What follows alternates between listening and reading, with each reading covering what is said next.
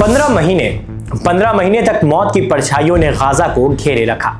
ऐसा एक दिन नहीं था जब बमबारी, गोलियों की आवाज और बेगुनाहों की चीख न गूंजी हो। हजारों जिंदगियां खत्म हो गई और जो बचे उनके दिलों पर एक गहरा जख्म रह गया। लेकिन अब एक युद्ध विराम की घोषणा ने इस तबाही के सिलसिले को रोक दिया है। सवाल यह है कि क्या यह वास्तव में दर्दनाक चैप्टर का अंत है या बस एक नई शुरुआत का इशारा। क्योंकि सीज फायर इतवार से लागू हो सकता है, उससे पहले इजराइल ने गुरुवार को गाजा में जश्न मनाते हुए लोगों पर हमला किया, जिसमें 18 लोगों की मौत हो गई। मैं जिब्रान उद्दीन, आप देख रहे हैं मकतूब हिंदी। आज की बड़ी खबर पर बात करते हैं। इजराइल और हमास के बीच सीज फायर हो गया है, अब कुछ फॉर्मेलिटीज बची हैं। क्या यह युद्ध खत्म हो गया है या फिर नए सवाल और चुनौतियां सामने आनी बाकी है? क्या है गाजा का हाल? गाजा पूरी तरह से तबाह हो चुका है। पिछले 15 महीनों में 46,000 से ज्यादा मासूम जान गंवा चुके हैं। गाजा को फिर से बनाने यानी पुनर्निर्माण की जरूरत है, लेकिन यह आसान नहीं होगा क्योंकि कई सारी चुनौतियां हैं। क्या हुआ इजराइल का हाल? इजराइल आज पहले से ज्यादा सुरक्षित महसूस कर रहा है। इसके पास पैसे हैं, मजबूत देशों का सपोर्ट है, फौज और फौजी सामानों की कमी नहीं है।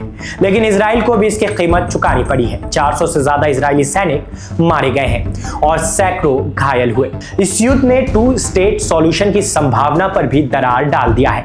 कई अरब और यूरोपीय देशों ने फिलिस्तीन के लिए समर्थन जताया है, लेकिन इजराइल के लोगों के लिए यह विचार डरावना है। उनका मानना है कि फिलिस्तीन को स्वतंत्रता देने से सुरक्षा खतरे में पड़ सकती है। क्या क्या बदलाव हुआ?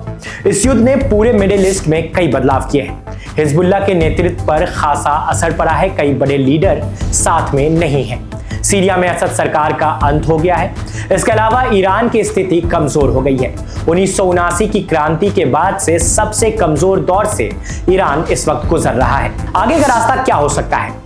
इस सीज फायर में कई चरण है। अगर किसी भी पक्ष ने इसे तोड़ा तो युद्ध फिर से शुरू हो सकता है, लेकिन दोनों पक्ष फिलहाल शांति बनाए रखने के पक्ष में हैं। अमेरिका के नए राष्ट्रपति डोनाल्ड ट्रंप ने भी स्पष्ट कर दिया है कि वो परमानेंट सीज फायर चाहते हैं।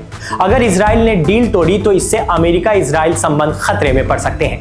हालांकि जो भी हो, गाजा के लोगों के लिए यह सीज फायर राहत की बात होगी, क्योंकि वे बिना बमबारी के डर के जी सकेंगे। उनके लोग जो इजरायली कैद में हैं वो वापस आ सकेंगे। इधर इजराइल के लोगों के लिए भी खुशी की बात है, वो अपने बंधकों की वापसी से राहत महसूस करेंगे।